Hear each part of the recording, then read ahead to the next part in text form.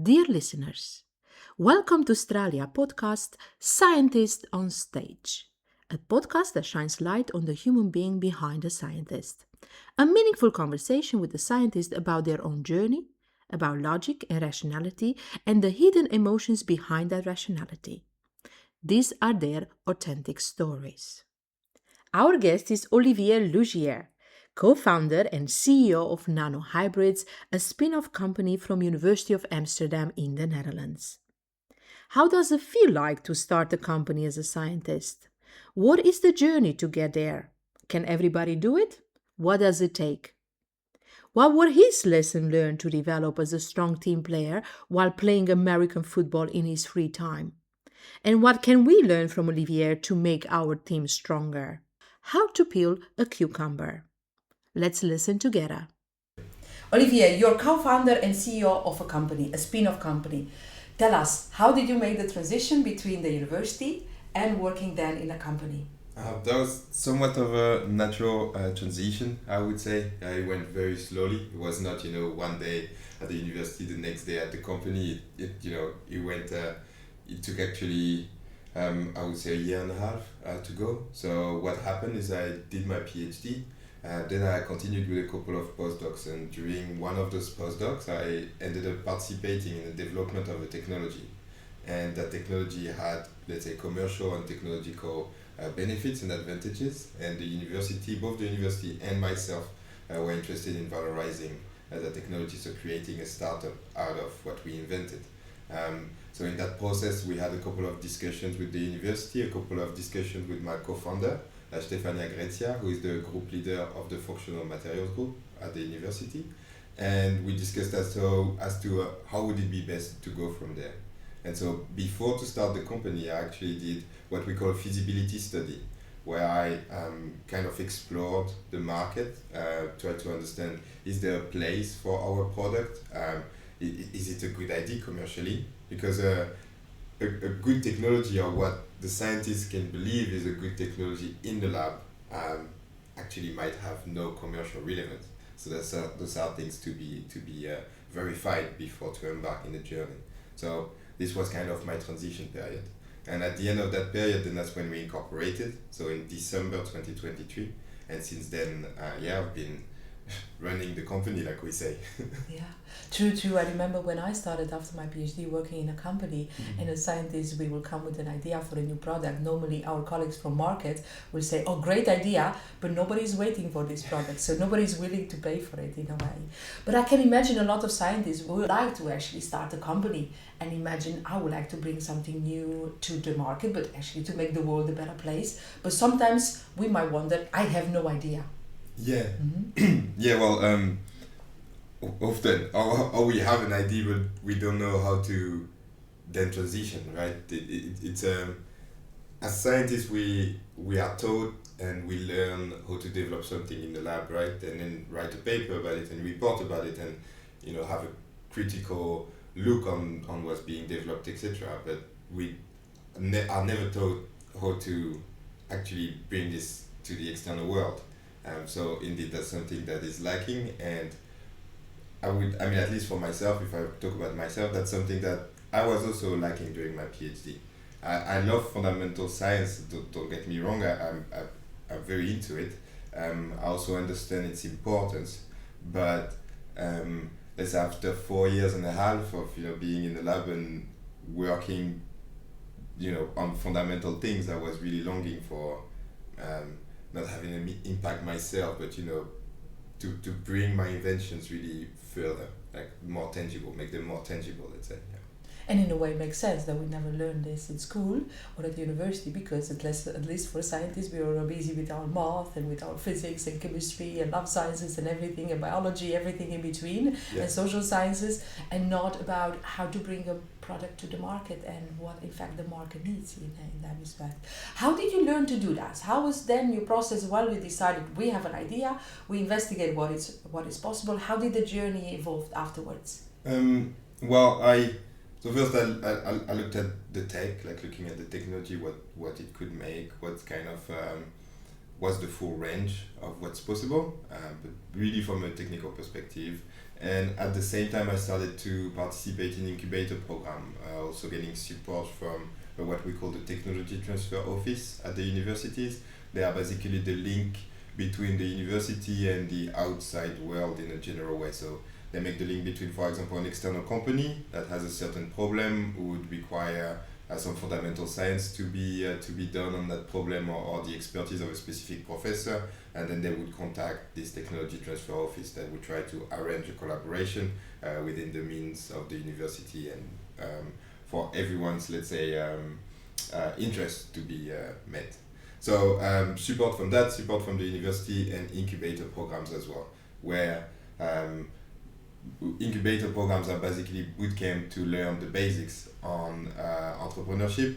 You will not become an expert entrepreneur from an incubator program, but it will definitely give you a good overview of what you need to learn, what is important at what stage, and then afterward it's your own, let's say it's your own job to get up to speed on these things. You get up to speed quite quick because you have to do them, and you have to do them yourself at the beginning in a startup because there is very little resources, of course. Yeah, clear. And nowadays you go to conferences, meeting other people, talking with possible clients. How is that going?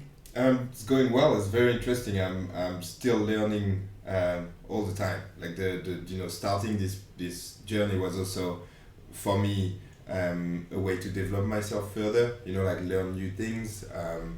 I've been doing science for some time. I like it, but I wanted, as I said, to diversify my profile, which is working really well. I mentioned that I keep learning every day. I meet new people. I meet people with different expertise as well. I like the multidisciplinarity in the science that I was doing, and now I like the multidisciplinarity in, let's say, the commercial endeavor that I'm participating in. And if you are to look back, what did you learn the most from this journey? I would have a hard time pinpointing a specific thing. The first thing that popped to my mind was that it's very similar at the end of the day. Weirdly, how to say that? So, for example, looking at in the lab, right? You have a certain hypothesis. You want to verify it, so you design an experiment. You run your experiment. First, you get your reagent, etc. You get your labware and all the equipment you need. You run your experiment. It works or it doesn't work, then you have to report it, and then you probably have to talk to someone as well to just bounce off ideas, etc. And it's actually very similar concept in terms of bringing a product to market. There is a product, you have a certain idea of how the market will react, but you have to check a couple of hypotheses, bounce your ideas with some people, then you have to make your own experiment, try to make your product. Once your product is there, you have to put it out. Some reports are also needed. All of this. So there's actually quite some similarity, which is interesting. And then, of course, many differences. And as to the thing that I prefer to learn, let's say the skill that I prefer to acquire, I would say actually a lot with related to accounting and like contract, etc. Maybe because I see benefit for personal life as well. So you mean contracts for new employees, or is this what you refer to? Any legal things. Majority of us will say we don't want to hear about that. This is complicated, but you are very enthusiastic to learn something new in that respect. Yeah, well, I was like that, and to be fair, most of the time I'm also still like that, because it's something that takes quite some time to do, and it's you start doing it when you're doing it. But I learned how to like it somehow.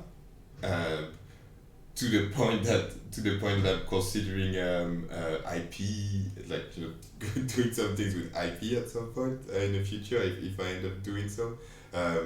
So yeah, it was as surprised as you, but yeah, that's actually the truth there. Now, nice to hear. IP is standing for intellectual property. Yeah. I see you very happy and enthusiastic for your company. Tell us more before you landed to the Netherlands. Where are you from? What were you doing? Yeah. And how was your transition here to the Netherlands? Yeah, so I'm from France. I'm from the middle west of France. I was born in a somewhat small city for French standard, like 100,000 people. What we always say is that it's a great city to grow up or to become old. So as in it's very nice until you're 14, 15, and then it becomes not let's say not modern enough or not young enough. And then it's very nice again when you're 30, 35 and you want to settle a bit more. So that's where I come from. I had to, so I did, primary school, middle school, high school, etc. In high school, I turned into science, so I chose the science path because I think that was what was the most interesting to me at the time. And then I went to the university. I did a bachelor in physics and chemistry first, then specialized in chemistry, and then I did a master in chemistry as well. I had to study in two different cities in France, so I had to move away from my house. First time, let's say an hour driving, so not too far. And then for the third year, I moved a bit further, let's say 3 hours driving, so different. So I had multiple experience. And during my master, I had to conduct an internship. And my university was really, pushing us to go do it abroad, just to have a different experience, to learn a new language, for example, and then just to see something different, which is beneficial. And then you chose the Netherlands. Yeah, I was did. that a wise decision, or was just a feeling of coming to the Netherlands? Well, I wanted to fix my English, like I wanted to be able to speak English. So I looked in England, I looked also in the Netherlands, and then I looked at multiple universities, looked at what they were doing. Could I find a group that does something that interests me? So that was it. And then my philosophy was that, okay, it's a 5-month internship. If it's, if it doesn't go well, or if I don't like it, it's only 5 months. So, I would survive it. It's not going to be nice, but then I will come back and it's going to be okay. And if it's nice, then it's nice. So the risks were pretty low, and I thought the opportunity was pretty good. So that's why I also took it, yeah. Yeah, and how was it coming to the Netherlands? So it's the same culture, right, to a certain point. But there are small things that always surprise you when you get to a country. Also, you have expectations, and often they are either exceeded or not met in things that don't matter. Like the things that I say to people often is arriving here, one of the things that surprised me the most was the fact that people do not peel their cucumber. And not peeling the cucumber. Yeah, I've always peeled my cucumber, and I never thought about not peeling it, just because that's just what we did where I come from. And coming here, the first time I saw one of my friends doing it, I was very confused. I thought they were forgetting to peel it, and the cucumber has to be peeled. It has to, yeah. Otherwise, it doesn't work. Very small, unimportant differences that actually also make it very interesting.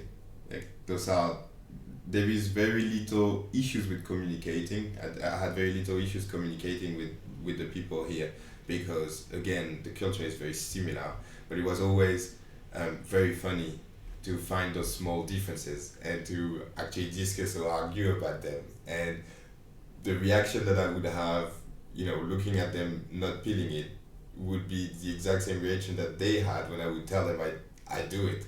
And that also gets you closer in your differences somehow, which is something that I also very much appreciate. You told me the story about traveling by train for the first time together with your mom. How was that? It was again very funny, but also very complicated for little reasons besides the differences.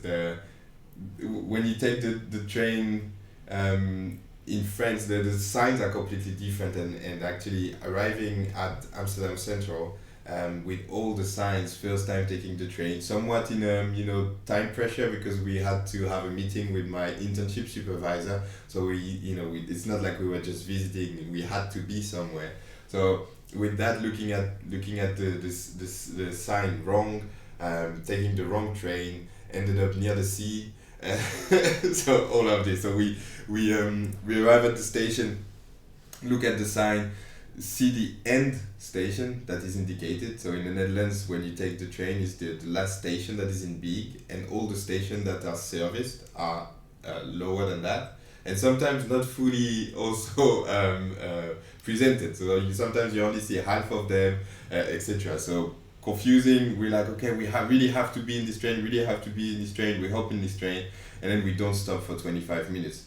and we knew that we had to exit on the first stop 10 minutes after starting, so we knew we were at the wrong place. And that's when we saw the sea that we really confirmed that. So you took an intercity rather than a stop train to the same destination without being able to stop at the science park in Amsterdam. Exactly, yeah, exactly. A small little things that makes a difference Yeah. whether you are in time for the meeting, yes or no. Yeah, we were definitely not in time. I think we arrived 30 to 40 minutes delay, but my supervisor understood, so it was fine. Nice. They are used to it actually. You also told us that you were playing football. Yeah. And that it's completely different activity in a way. It's a more a physical activity rather than intellectual activity. Tell us your experience about playing football, working together in a team, building a strong team together. Yeah. So indeed, I play American football since I'm around 20 years old, like 18 years old or something like this. I played soccer, so the real football. I played it before for 14 years, and then that's when I moved to the second city where I studied. So I moved further away from my hometown, so I could not come back as easily during the weekend. So I had to find a new club, basically. And that's when I decided to try a different sport. American football was something that always interested me because my older sister used to watch it when I was a kid, so I was familiar with it. And I thought, perfect moment to try something different. It's very much a team sport, but unlike some of the ones that are more common, commonly known for Europeans, as to everyone has really a very specific role to play. There is something that I will have to do that my teammate will not either be able to or have to do at all. So it also need different skills. So you need to put together people that have very different physical skills, that do very different roles, and somehow to bind them together, form a team from that, and go with it. So very much like it. It's very strategical, so there is a lot of things to learn. I have every year I have a playbook with strategies to learn. It can be anywhere from 50 to 200 pages long. So everyone has to learn that. Everyone has to be on the same page. And of course also everyone has to also perform physically. So it's very complete in that sense. Very much like it, yeah. So the roles are very well defined. You study in fact strategy, and then you come together and play together and have a competition in the end. Yeah, That's important. What did you learn from that experience that we as scientists we should also be aware of when we work on our work floor? Collaboration makes you move faster, further, and in places that you could not otherwise. If my whole team was composed only about people like myself, we would definitely not win anything. Impossible. So diversity important, I think, especially in science. That's something that needs to be put front and center. That's let's say not an issue, but it's a topic that needs to to be reminded and to be pushed forward, in my opinion. Leadership, the importance of leadership and the different type of leadership. That's something in my team that I see. You have people that are very vocal and that lead like that, and you have people that lead by example. You have people that lead a bit more in the background, so you would never see them in front of the picture or anything, but they're very important for the team. Like without them, the team would just break apart, and that's not something that is always visible. So this is something that can be translated in any work. You have the leadership that you see, you have the good, the bad leadership, but you also have the leadership that you do not see, and all of them are important, in my opinion. Yeah. So leading from the front, leading from the back, the visible and the invisible leadership. What is your preferred style? How do you see yourself as a leader? Yeah, at sport, I think I lead more by example. I speak if I do have to, but I understand, especially in this team and with the people that I'm playing with, I don't need to be, because we have very good vocal leaders, so I don't have to do that, and that's perfect because that's not my preference. So more by example, more discreet type of leadership at football. For my startup, then it's more vocal and I'm more front and center, but that's also because we are a very small startup at the moment, and considering that I'm the co-founder and the CEO, that's also my role to lead in that sense, yeah. And how would you define in your own words this vocal leadership? Speaking up? Taking people together with you by strong communication, how would that be? Yeah, that would be speaking up, Typically, if you imagine the stereotype in a movie, like those movie scenes where you have the speech before the game when the underdog is gonna beat the other team, etc. Towards the end of the movie, that's more, let's say, that's the stereotype of the vocal leader. It's the person who speaks, and people tend to also, it's not never said. This thing in a team at the beginning of the season, it's not said. We don't all come together and say, Kenny over here is gonna be the vocal leader for the season. No, it happens. It's organic. Yeah. It does happen. People recognize it, and somehow also people accept it. I would not say only when it's legitimate, but people also accept it naturally. So it's a very natural process that's also quite interesting in a way. So it happens and then it sets, and that's how it goes. Yeah. I think we should learn a lot from that aspect, as how it goes organically, who takes the leadership visibly and who takes the leadership invisibly in a way, and how the team comes together to merge and to be coherent, because at the end you're playing a game. Sometimes I can imagine a lot of things are at stake, like physical injuries can take place if you're not playing right and you're not supporting each other as a team. Yeah. In a way, we can also make the analogy that maybe in science we might not have physical bruises, but we might have intellectual or emotional bruises. Yeah. If in a play I mess up because I either forget what I have to do or I do it wrong, yeah, my teammate might get tackled in a way that is definitely not healthy. Similarly to your example, if we are writing a paper together, we have a deadline next month, and if I don't write my chapter, then you have to write the chapter in 2 days, which might damage either your work and also emotionally you're probably not going to like it. So it's a less direct effect, but it's a similar concept, definitely. Is there anything else that we didn't mention yet from what you learned from the football that we scientists we should be able to maybe grasp more, a skill that we should develop? What do you think? The importance of the common goal and to have that, let's say, clearly set, something maybe we don't always consider when we look at science. So let's say you have your research group, right, and you have different people in there, also different different actual jobs. You have the interns, you have the bachelor interns, the master interns. You have the PhDs, the postdoc, the associate professor, the assistant professor. Very hierarchical. Yeah, right. You have all of this is mixed, and okay, everyone does work for themselves, of course, but everyone also work for the same goal somewhat, which is to, let's say, either to advance the impact of the group in their field, or to improve the field in which they are working at.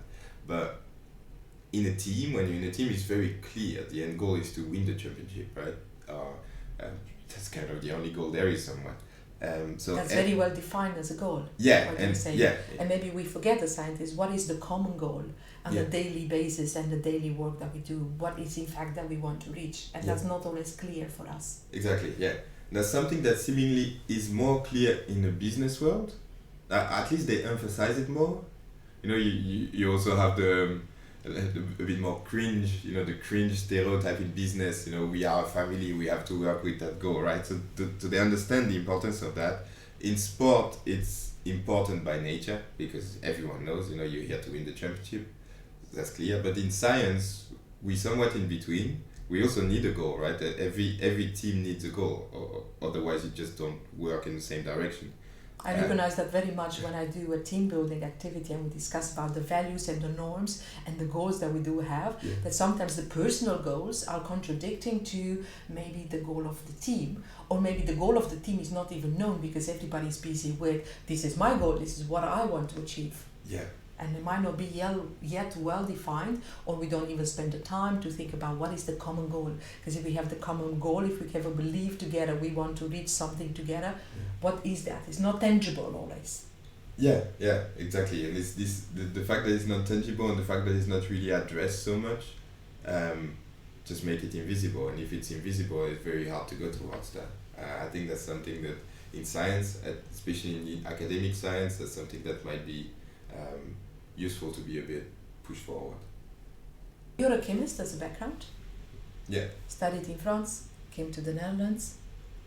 You choose at some point a topic of research. What would you like to do? How was that process? Tell us more. The topic of research. So I was attracted by doing a PhD for a while, like since I'm very young actually. I like to understand things, in a way, things that are around me. You know, why does it rain? These type of things. When I was a little kid, that would attract me a lot. Have a deeper understanding how things are working. Yeah, and especially of things that I could see. So that's why chemistry and physics somewhat made sense. Also biology, but I was less good at that, so I left it a bit on the side. You see them visible then. Yeah. I mean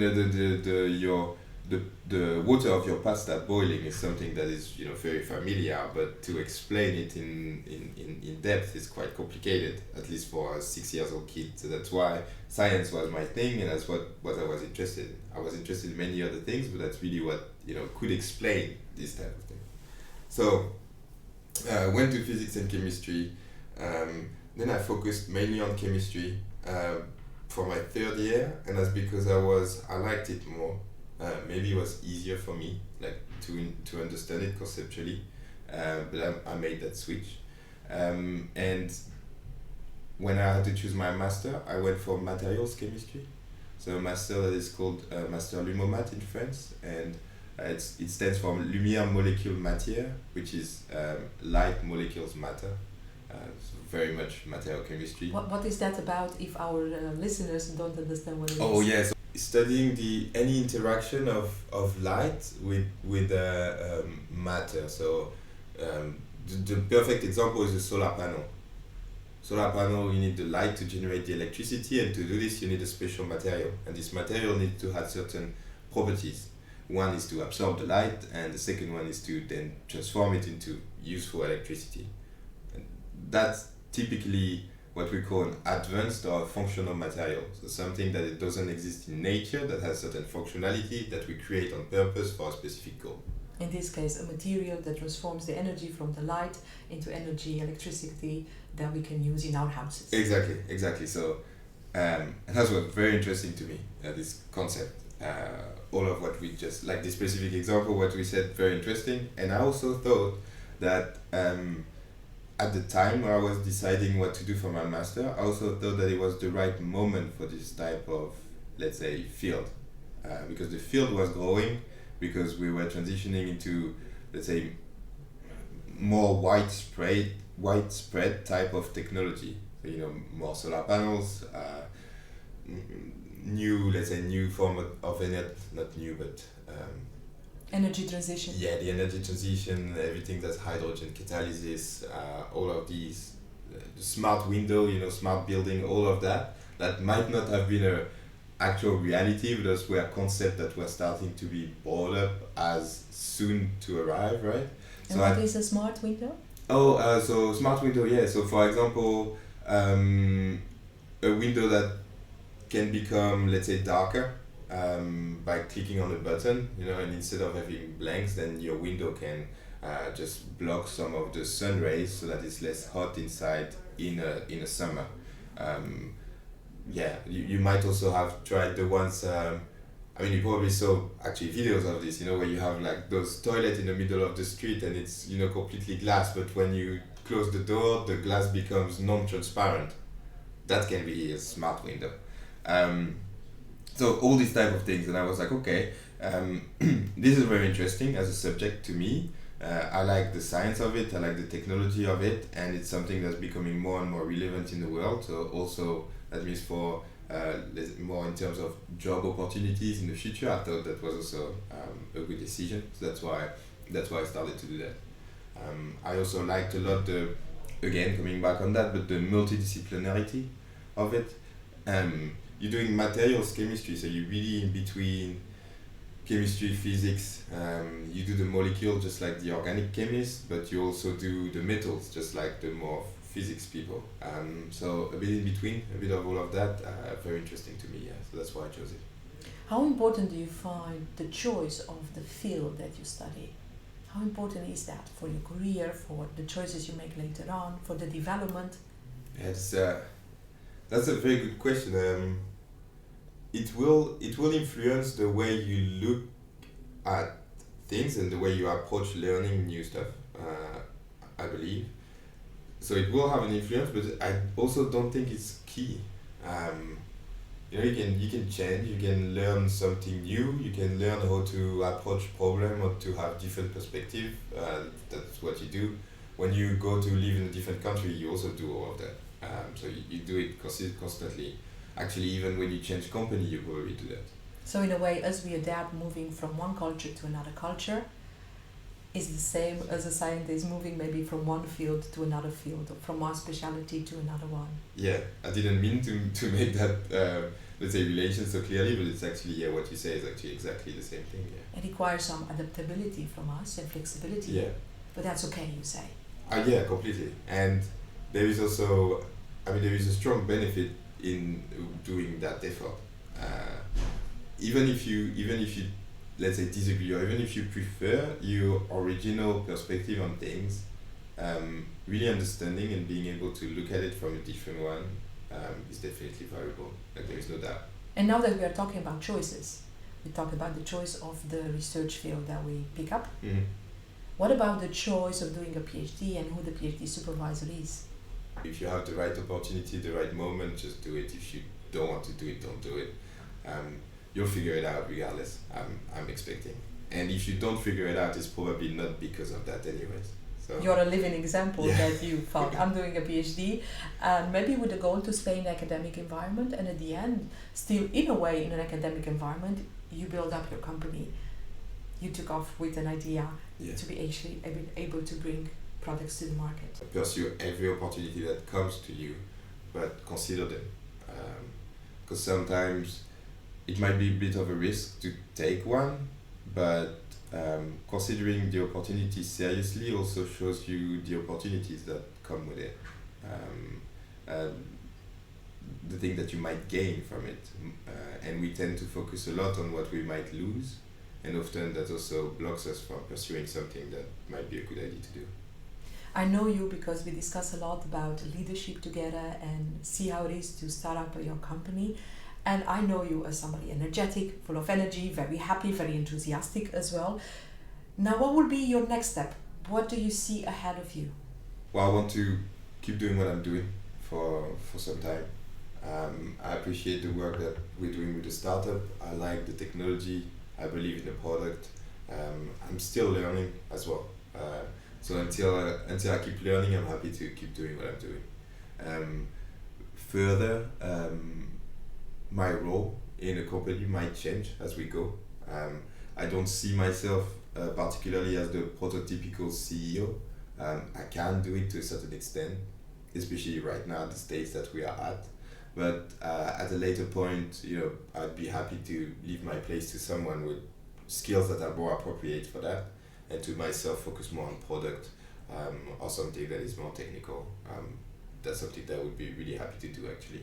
More of a role of a CTO, you feel that Chief Technical Officer will fit you much better? Yeah, I think so. Like, I'm fine, having the networking and to be the face, but that's not something that I'm the most comfortable doing. I can do it. I think I know how to do it okay, but it's not my personal preference. In a way, it's not your natural role as such. You can do it, you learn the skills, Yeah. but rather you would like to have a little bit of a different role. Is that associated in a way with how we are shaped as scientists, maybe throughout studying time, throughout our PhD, throughout being a researcher? Maybe. It would be very hard for me to answer. Because I just don't remember. As I don't remember really well and who I was before I started to be trained as a scientist. Again, I chose the scientific path in high school, so I didn't start to be a scientist at 16, but that's the moment where I started to learn the scientific method and to have this approach. It's a process, of course. Yeah, Process. Yeah, right. But so maybe it's the reason. Maybe it's just how I am. It would be hard to entangle both because it was so both, like, science is such a integral part of who I am, considering that I've been studying it and learning about it for more than 10 years actually. So very hard to distinguish between the two. But I wouldn't be surprised though.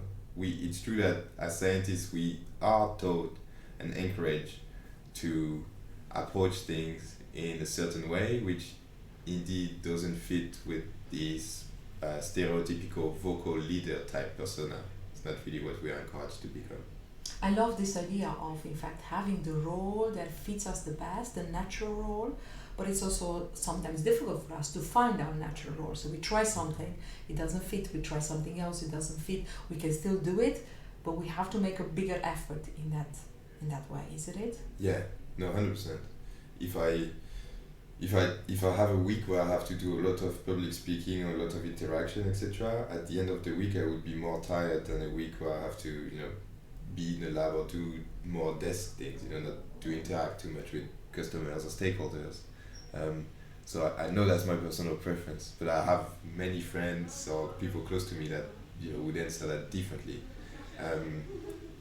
I do think it's important though that to recognize, so two things, right? It's important to know who you are and what you like, which might not be easy, as you mentioned. You might have to try again, iterate. But it's also important to be willing to do things that you are less comfortable with as well. You will never become amazing at it, but you can become much better than what you think you are at it. And most of the time, that's good enough. You don't have to be perfect at everything. Just okay is okay. So it's an important thing, in my opinion. My partner says, I'm not perfect, deal with it. Yeah, yeah. I would say, I'm not perfect, I'm trying, deal with it.